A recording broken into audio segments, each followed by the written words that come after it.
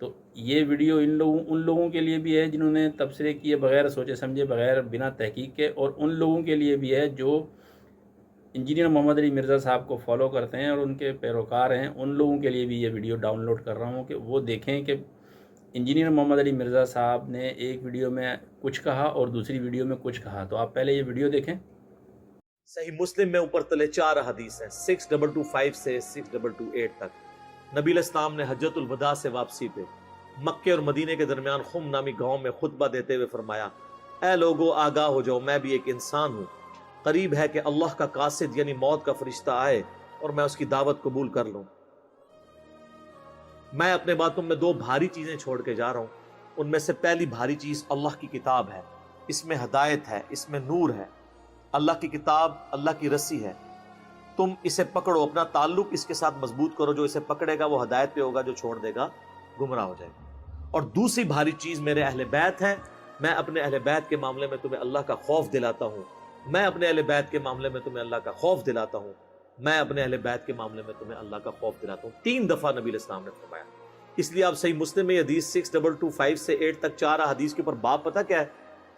فضائل مولا علی. حالانکہ اس میں مولا علی کا کوئی نام ہی نہیں ہے. وہ اس لیے کہ مسلم شریف جب جن لوگوں نے اس کے اوپر تبویب کی، باب باندھے، امام نبوی کو پتا تھا یہ کس موقع پہ آپ علیہ السلام نے فرمایا ہے. وہاں کون تھا؟ وہ آپ کو ڈیٹیل حدیث پھر ملے گی جامعہ ترمذی میں، اس کا ایک حصہ ڈیٹیل پوری ملے گی سنن نسائی الکبریٰ کے اندر، المستدرک للحاکم کے اندر، مسند امام احمد میں، اور مشکات میں بھی آپ کو 30 جلد میں ملے گا کہ نبی علیہ السلام نے اس موقع پہ جب یہ فرمایا نا، تو آپ علیہ السلام نے مولا علی کو بلا کے اپنے ساتھ کھڑا کر کے اپنا ہاتھ ان کے ہاتھ کے اوپر رکھ کے یوں صحابہ میں بلند کر کے کہا، من کنت مولاہ فہذا علی مولاہ. اور اس سے پہلے آپ علیہ السلام نے سورہ احزاب کی آیت نمبر 6 تلاوت کی، النبی اولیٰ بالمؤمنین من انفسہم. نبی سرپرست ہے، حق رکھتے ہیں جانوں سے بھی بڑھ کے امتیوں کے اوپر. کیوں؟ امتیوں کا کام ہے کہ نبی کو بچانے کے لیے اپنی جان دے دیں. اتنا حق ہے. اپنے ماں باپ اولاد سب سے بڑھ کے عزیز سمجھنا ہے، جو بخاری مسلم میں حدیث ہے. سب سے زیادہ حق رکھتے ہیں. یہ آیت آپ نے تلاوت کر کے کہا کہ میرے صحابہ کیا تم میرا حق ولایت یا حق سرپرستی اپنے اوپر تسلیم کرتے ہو؟ سب نے کہا بلا یا رسول. تو آپ مجھے بتائیں، آپ تمہید تو یہ بنا رہے ہیں حق ولایت والا، سرپرستی والا. تو طارق جمیل صاحب نے جب مولا کا ترجمہ یہ کر دیا تو سارے پنجے جھاڑ کے ان کے پیچھے پڑ گئے. کہتے ہیں اپنی طرف سے کہاں ہے؟ نبی علیہ السلام کہہ رہے ہیں النبی اولیٰ بالمؤمنین من انفسہم. نبی علیہ السلام اس کا ترجمہ کر رہے ہیں کہ میں سرپرست ہوں سارے مومنین کا. تو آپ نے جب یہ آیت تلاوت کی سب نے کہا بلا یا رسول اللہ، کوئی شک نہیں. تو آپ نے پھر فرمایا من کنت مولا ہوں، پھر جس کا سرپرست اور آقا اور مولا میں ہوں، فعلی مولا ہوں، پھر علی بھی اس کا مولا ہے. اور پھر آپ نے اسی حالت میں کہا اے اللہ اس سے محبت رکھ جو علی سے محبت رکھ، اور اس سے دشمنی رکھ جو علی سے دشمنی رکھ. اور سر اس سے بڑھ کے تو مسلم کی حدیث ہے 240، علی سے محبت نہیں رکھے گا مگر مؤمن، علی سے بغض نہیں رکھے گا مگر منافق. بالکل درست ہے.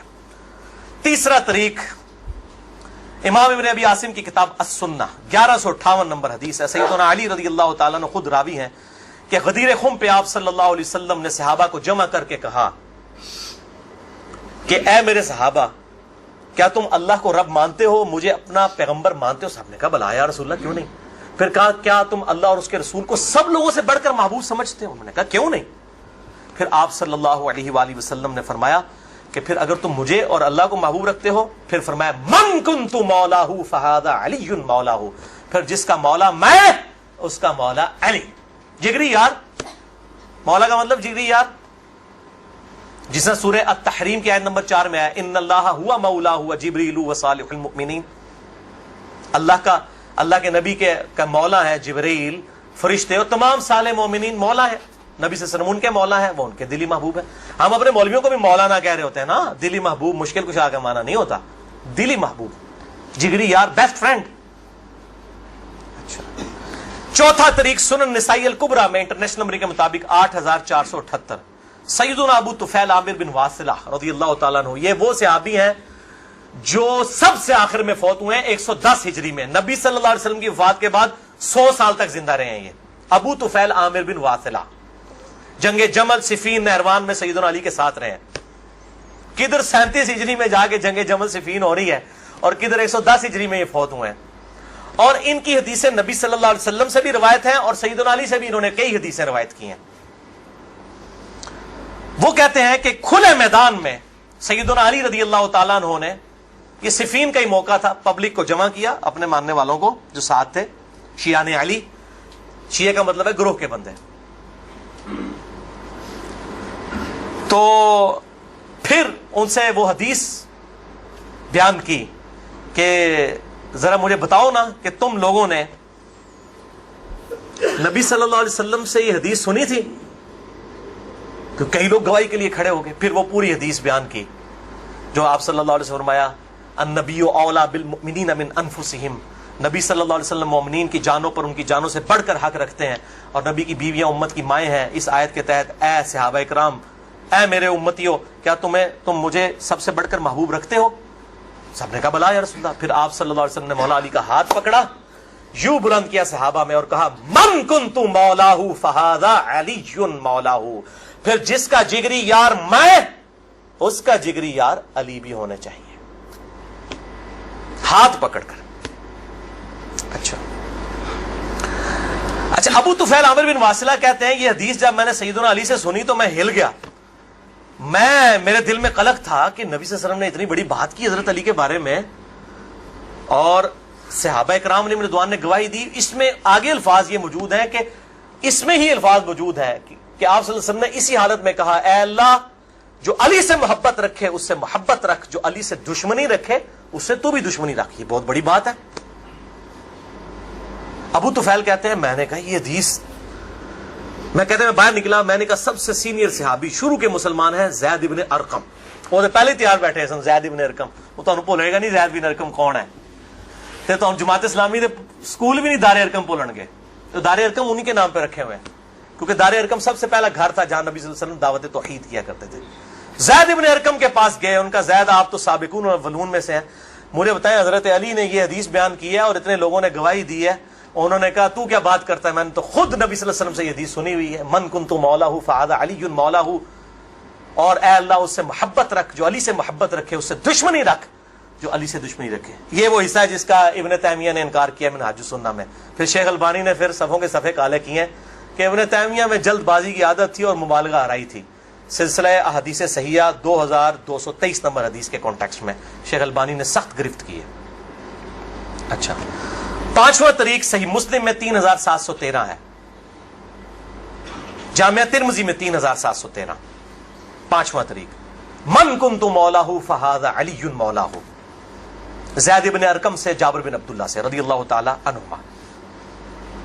چھٹا طریق مسند احمد میں ہے انٹرنیشنل نمبر کے مطابق 19321 جلد 4 صفحہ 370 پر کہ سیدنا علی نے جب پوچھا گواہی دو گے اس حدیث کی غدیر خم کی، تو 30 صحابہ وہاں پر کھڑے ہوئے، اور باقی پوری حدیث وہی ہے سنن نسائی الکبریٰ والی کہ اے اللہ اس سے محبت رکھ جو علی سے محبت رکھے، اس سے دشمنی رکھ جو علی سے دشمنی رکھے. تو ہمیں تو بڑا فخر ہے، ہم تو علی سے نہ صرف محبت رکھتے ہیں، علی کے دشمنوں کو للکار رہے ہیں الحمدللہ. تو اللہ تعالیٰ اسی عمل کے سبب، اس عمل کا وسیلہ اللہ کے حضور پیش کرتے ہیں کہ اللہ تعالیٰ ہمیں محبوب رکھے، آمین. بھائی یہ غدیر خم پہ آپ صلی اللہ علیہ وسلم نے خطبہ کیوں دیا؟ اس کی میں نے حکمت کئی لیکچرز میں بیان کی، یہاں پہ بھی بیان کر دوں. یہ آپ خطبہ حجۃ الوداع پہ بھی دے سکتے تھے، وہ روایتیں ضعیف ہیں.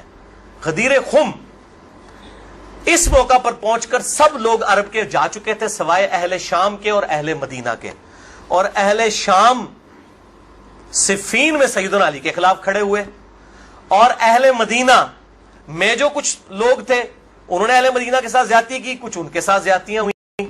اہل مدینہ اور اہل شام کو اصل میں ڈرایا گیا، کیونکہ واقعہ ہرہ میں اہل مدینہ کے ساتھ ظلم کیا یزید نے، اور صفین میں جو ہے وہ حضرت معاویہ جو فوج لے کے آئے وہ شامیوں کی تھی. اس لیے نبی صلی اللہ علیہ وسلم نے حضرت علی کے بارے میں یہ کریٹیکل حدیث وہاں پر بیان کی تاکہ شامیوں کو اور اہل مدینہ کو ڈر سنا دیا جائے. یہ اس کی ٹیکنیکل ریزن تھی، یہ کوئی خلافت والا معاملہ نہیں تھا. وہ تو بخاری اور مسلم کی متفق علیہ حدیث ہے، صحیح بخاری میں 4460 نمبر حدیث ہے. سیدنا طلحہ نے جب پوچھا عبداللہ ابن ابی اوفا سے کہ بتائیے کیا نبی صلی اللہ علیہ وسلم نے اپنا وصی کسی کو منایا؟ انہوں نے کہا کسی کو نہیں منایا، آپ نے ہمیں قرآن پر چلے رہنے کی وصیت کی تھی. یہ جو وصی رسول والا ایشو ہے، یہ اجماع صحابہ ہے. میں نے پورا لیکچر ریکارڈ کروا دیا ہے، مسئلہ نمبر 55B، وصی رسول کون ہے اور حدیث قرطاس کا تحقیقی جائزہ. وصی رسول نہ سیدنا ابو بکر ہے نہ سیدنا علی ہے، بلکہ قرآن حکیم ہے. سیدنا ابو بکر کی جو خلافت اسٹیبلش ہوئی وہ اجماع صحابہ. مولا جب حضرت علی کے بارے میں لوگ لفظ استعمال کرتے ہیں اور کہتے ہیں جی یہ فلانا مولائی ہے، تو دیکھیں مولا کے معنی جو ہے مشکل کشا کے لیے جاتے ہیں. زیادہ تر دماغ میں یہی بات آتی ہے اور شک پیدا ہوتا ہے، تو اس لیے منع کیا گیا. دیکھیں حضرت علی کی محبت ایک الگ چیز ہے اور ان کو ان کے مقام سے بڑھانا ایک الگ چیز ہے. اور حضور صلی اللہ علیہ وآلہ وسلم کی ایک واضح حدیث ہے، حضور نے فرمایا کہ اے علی تمہاری نسبت عیسیٰ کی طرح ہے، تمہاری مثال عیسیٰ کی طرح ہے. کہ حضرت عیسیٰ علیہ السلام سے جن لوگوں نے محبت کی، انہوں نے محبت میں اتنا مبالغہ کیا، اتنا غلو کیا. اور اللہ تعالیٰ نے قرآن میں بھی فرمایا کہ اے ایمان والو دین میں غلو نہ کرو. کیونکہ حضرت عیسیٰ علیہ السلام کے بارے میں جن لوگوں نے حضرت عیسیٰ علیہ السلام سے محبت کی، اتنی محبت کی انتہا کو پہنچ گئے کہ ان کو اللہ کا بیٹا قرار دے دیا. اور پھر جنہوں نے دشمنی کی، دو انتہائیں دیکھیں، محبت اور نفرت کی انتہا. جنہوں نے دشمنی کی وہ ان کے قتل کے در پہ ہو گئے اور ان کو قتل کرنا چاہا. وہ ایک الگ بات ہے کہ حضرت عیسیٰ علیہ السلام کو اللہ تعالیٰ نے آسمان کی طرف اٹھا لیا. اور یہی معاملہ حضرت علی کے بارے میں حضور کا یہ کہنے کا مطلب یہی تھا کہ حضرت علی کے ساتھ بھی لوگ ایسا ہی رویہ اختیار کریں گے. جو محبت کریں گے وہ تو ان کو اللہ کا شریک ٹھہرا دیں گے کہ ان سے مدد طلب کریں گے اور مشکل کشا سمجھیں گے. اور جو ان سے نفرت اور دشمنی کریں گے وہ ان کو قتل کرنے کے در پہ ہو جائیں گے. اور انہوں نے ان کو قتل بھی کر دیا. خوارج نے ان کو قتل کر دیا. مسلمان کہلاتے تھے، اپنے آپ کو مسلمان بولتے تھے، لیکن انہوں نے حضرت علی رضی اللہ تعالیٰ عنہ کو شہید کر دیا. دیکھیں حضرت علی کی شان جو ہے وہ ہر ایک کو نہیں پتہ اور نہ شان بیان کرنی آتی. ہمیں کسی کے بھی مقام سے اس کو بلند نہیں کرنا. اگر ہم حضور صلی اللہ علیہ وآلہ وسلم کو نعوذ باللہ اللہ تعالیٰ کے برابر کریں گے تب بھی ہم گناہ گار ہو جائیں گے اور شرک کر بیٹھیں گے. دیکھیں اللہ کا مقام اور نبی کا مقام الگ ہے. اور ہمیں حضور صلی اللہ علیہ وآلہ وسلم کا مقام کس نے سمجھایا؟ اللہ تعالیٰ نے. سب سے بڑھ کر ذات کس کی؟ اللہ کی. اس کے بعد حضور صلی اللہ علیہ وآلہ وسلم کی. اس کے بعد صحابہ کی. تو یہ کہنا کہ جی حضرت علی کو مولا علی جس نے نہیں کہا وہ منافق ہے، وہ رافضی، وہ ناسبی ہے. یہ دیکھیں ہر ایک کا ایمان جو ہے نا اپنا اپنا ہے. اللہ تعالیٰ جانتا ہے کون ناسبی ہے، کون رافضی ہے، کون منافق ہے. تو حضرت علی کی شان کیا ہے اس کو بیان کریں. حضرت علی کیا کہتے ہیں کہ مجھے اپنی کنیت ابو تراب سب سے زیادہ پسند ہے. اور حضرت علی کی جو شان ہے وہ اکثر لوگوں کو پتہ نہیں ہے، بس ایسی باتیں کر رہے ہوتے ہیں. مولا علی کہنے سے کیا حضرت علی کی شان بڑھ جائے گی؟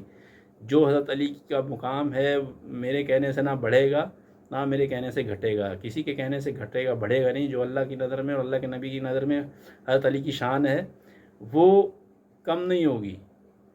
اور جو بندہ حضرت علی کے ساتھ بغض رکھتا ہے یا ان کی شان کو کم کرنے کی کوشش کرتا ہے وہ اپنا منہ کالا کرتا ہے. اس میں تو کوئی شک نہیں ہے. تو حضور کی حدیث ہے کہ حضرت علی سے بغض رکھے گا مگر منافق، اور محبت رکھے گا مگر مومن. اور حضور صلی اللہ علیہ وآلہ وسلم کی بے شمار باتیں ہیں جو حضرت علی کے حوالے سے ہیں. ایک بار حضور صلی اللہ علیہ وآلہ وسلم غزوۃ تبوک کے موقع پر جا رہے تھے تو حضرت علی کو کہا کہ آپ جو ہے وہ یہیں پر رکیں مدینہ میں. تو حضرت علی زار و قطار رونے لگ گئے. حضرت علی کی شان میں یہ چیزیں بیان کرنی چاہیے جو حقیقت پر مبنی ہیں. جھوٹی باتیں پھیلانا اور جھوٹی باتیں کرنا، سچی باتیں اتنی زیادہ ہیں کہ جھوٹی باتیں کرنے کی ضرورت نہیں ہے. بلا وجہ اپنے آپ کو گنہگار کرنے والی بات ہے. تو حضرت علی کو حضور نے کہا کہ آپ جو ہے وہ یہیں پر رکیں. تو حضرت علی زار و قطار رونے لگ گئے. ان کو خطرہ تھا کہ حضور صلی اللہ علیہ وآلہ وسلم کی جان کو خطرہ ہے. تو وہ چاہ رہے تھے کہ میں بھی ساتھ جاؤں. تو حضرت علی نے کہا کہ میں بھی آپ کے ساتھ جانا چاہتا ہوں. حضور صلی اللہ علیہ وآلہ وسلم نے اس ٹائم یہ فرمایا ہے کہ اے علی تمہاری نسبت میرے ساتھ موسیٰ اور ہارون کے طرح ہے. جیسے حضرت موسیٰ کے ساتھ حضرت ہارون کی نسبت تھی ویسے ہی تمہاری نسبت میرے ساتھ ہے. اور لیکن میرے بعد کوئی نبی نہیں ہے. اور ایک مقام پر پھر صحابہ کے ساتھ حضور صلی اللہ علیہ وآلہ وسلم بیٹھے تھے اور حضور نے فرمایا کہ اب جو شخص داخل ہوگا وہ جنتی ہے. اس کے لیے اللہ تعالیٰ جو ہے جنت کی بشارت دیتا ہے. تو حضرت ابو بکر آئے. پھر حضور نے فرمایا کہ اب بھی جو شخص داخل ہوگا وہ بھی جنتی ہے. تو حضرت عمر تشریف لائے. تو حضور صلی اللہ علیہ وآلہ وسلم نے اللہ سے دعا کی کہ اللہ اب تو علی کو بھیج دے. کیونکہ حضور صلی اللہ علیہ وآلہ وسلم کی خواہش تھی کہ حضرت علی تشریف لے آئیں۔ تو دیکھیں حضرت علی سے محبت جو ہے نا حضور صلی اللہ علیہ وآلہ وسلم کی، وہ ڈھکی چھپی نہیں ہے۔ پھر ایسے ہی جب آیت مباہلہ نازل ہوئی تو حضور صلی اللہ علیہ وآلہ وسلم نے جب اپنے اہل بیت کا ذکر کیا، تو جب اللہ نے قرآن میں ارشاد فرمایا کہ آپ جو نجران کے عیسائی تھے ان لوگوں کے بارے میں فرمایا کہ آپ ان سے کہیں کہ تم بھی اپنے بیٹوں کو لے آؤ اور میں بھی اپنے بیٹوں کو لے آتا ہوں، اور تم بھی اپنی عورتوں کو لے آؤ اور میں بھی اپنی عورتوں کو لے آتا ہوں، اور خود بھی آ جاؤ اور میں خود بھی آتا ہوں۔ تو حضور صلی اللہ علیہ وآلہ وسلم نے اپنے بیٹے حضرت علی، حضرت حسن اور حضرت حسین کو کہا اور حضرت فاطمہ کو کہا کہ یہ میرے اہل بیت ہیں۔ تو دیکھیں حضرت علی کی شان جو ہے نا وہ بہت بڑی ہے۔ اور ایسے ہی جب فتح مکہ کے ٹائم حضور صلی اللہ علیہ وآلہ وسلم نے خانہ کعبہ کے اندر جا کر بتوں کو توڑا اور بتوں کو وہاں سے ہٹایا، تو اس ٹائم حضرت علی ساتھ تھے۔ جب خانہ کعبہ کے اندر گئے تو حضرت علی کو کہا کہ آپ جو ہے وہ جھک جائیں، میں آپ کے اوپر پیر رکھ کے چڑھ جاؤں اور میں ان بتوں کو گرا دوں۔ لیکن جب حضور صلی اللہ علیہ وآلہ وسلم نے اپنا پیر رکھا تو حضرت علی نے کہا کہ یا رسول اللہ صلی اللہ علیہ وآلہ وسلم، آپ کا وزن بہت زیادہ ہے۔ دیکھیں حضور کا وزن اس لیے تھا کہ ایک تو حضرت علی چھوٹے تھے، دوسرا ان کا جو نبوت کا وزن ہے، دیکھیں نبوت ایک کوئی عام چیز نہیں ہے، اس وجہ سے حضرت علی نے کہا کہ میری برداشت سے باہر ہے۔ تو پھر حضور صلی اللہ علیہ وآلہ وسلم نے کہا کہ آپ میرے کندھے پر سوار ہو جائیں۔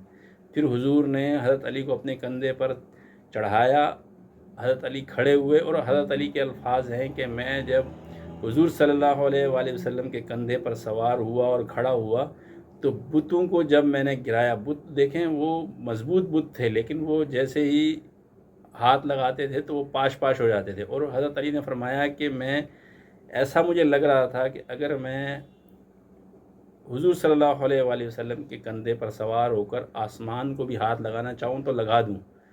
مجھے ایسا محسوس ہو رہا تھا کہ میں جو ہے اگر آسمان کا تارا توڑنا چاہوں تو میں توڑ سکتا ہوں، ایسی کیفیت تھی۔ تو دیکھیں حضرت محمد صلی اللہ علیہ وآلہ وسلم کی محبت حضرت علی سے کوئی ڈھکی چھپی نہیں ہے کئی مقامات پر۔ پھر جیسے غزوہ خیبر کے موقع پر حضور صلی اللہ علیہ وآلہ وسلم نے فرمایا کہ میں یہ جھنڈا صبح اس شخص کے ہاتھ میں دوں گا جو اللہ اور اللہ کے نبی سے محبت رکھتا ہے۔ جیسا کہ آپ کو معلوم ہے کہ غزوہ خیبر کے موقع پر حضرت علی کی آنکھیں دکھ رہی تھیں اور وہ پیچھے رہ گئے تھے، لیکن اس کے بعد پھر حضرت علی نے کہا کہ میں جنگ میں شریک ہو سکوں یا نہ ہو سکوں لیکن میں ان کے ساتھ شامل رہوں گا تاکہ مجھے اس کا اجر مل جائے۔ تو پھر جب حضور صلی اللہ علیہ وآلہ وسلم نے یہ فرمایا تو حضرت علی کو آئے، تو حضرت علی کو جب حضور صلی اللہ علیہ وآلہ وسلم نے دیکھا تو انہوں نے کہا، حضرت علی نے کہا کہ میری آنکھیں دکھ رہی ہیں۔ تو حضور صلی اللہ علیہ وآلہ وسلم نے اپنا لعاب مبارک ان کی آنکھوں پہ لگایا اور ان کی آنکھیں ٹھیک ہو گئی، اور جھنڈا غزوہ خیبر کے موقع پر حضرت علی کے ہاتھ میں دیا۔ تو دیکھیں کوئی ایک بھی ایسی بات نہیں ہے جس میں کوئی چھوٹی فضیلت ہو، اتنے فضائل ہیں حضرت علی کے کہ آپ بیان کرتے رہیں تو پورا دن جو ہے وہ ختم ہو جائے گا۔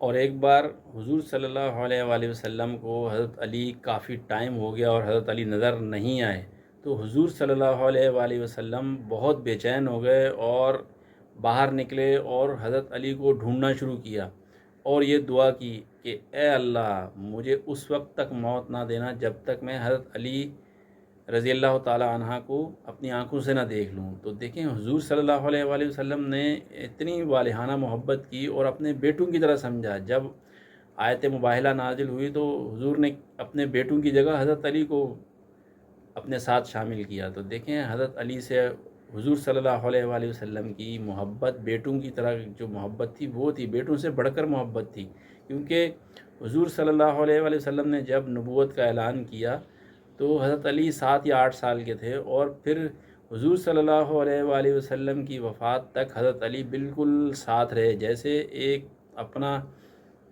سگا بیٹا ہوتا ہے، اس طرح ہی حضور صلی اللہ علیہ وآلہ وسلم کے ساتھ حضرت علی ان کی وفات تک رہے۔ اور حضور صلی اللہ علیہ وآلہ وسلم نے حضرت علی کو کہا کہ یہ میرے اہل بیت ہیں، اور جب قربانی کا ٹائم آیا اور جب حجۃ الوداع کے بعد فرمایا کہ اگر میں اگلی قربانی نہ کر سکوں یا میں اس دنیا سے رخصت ہو جاؤں تو اے علی میری طرف سے قربانی کرنا، اور یہ صرف حضرت علی کے لیے مخصوص تھا کیونکہ وہ اہل بیت تھے۔ تو ایسی باتیں ہیں جو ہم قرآن اور حدیث پڑھیں گے نا تو پھر ہمیں سمجھ آئے گا کہ اصل میں دین ہے کیا۔ سنی سنائی باتوں پہ چلنے سے بندہ گمراہ ہو جاتا ہے، اور حقیقت کا علم نہیں ہوتا تو پھر ہم کئی لوگوں کے بارے میں اپنے دل میں برا گمان رکھتے ہیں، اور اس سے کیا ہوتا ہے کہ بدگمانی جو ہے، اللہ تعالیٰ نے سورہ حجرات میں فرمایا کہ بدگمانی بری چیز ہے، اور اکثر بدگمانی جو ہے وہ جھوٹ ہوتا ہے، بدگمانی جو ہے وہ جھوٹی ہوتی ہے، تو اس سے بچنا چاہیے۔ اور قرآن اور حدیث کو پڑھیں، سمجھیں، اور اصل میں جو اللہ اور اللہ کے رسول نے ہمیں تعلیم دی ہے اس کے اوپر ہم عمل کریں۔ اللہ تعالیٰ ہمیں قرآن اور حدیث کو پڑھنے، سمجھنے اور اس پر عمل کرنے کی توفیق عطا فرمائے۔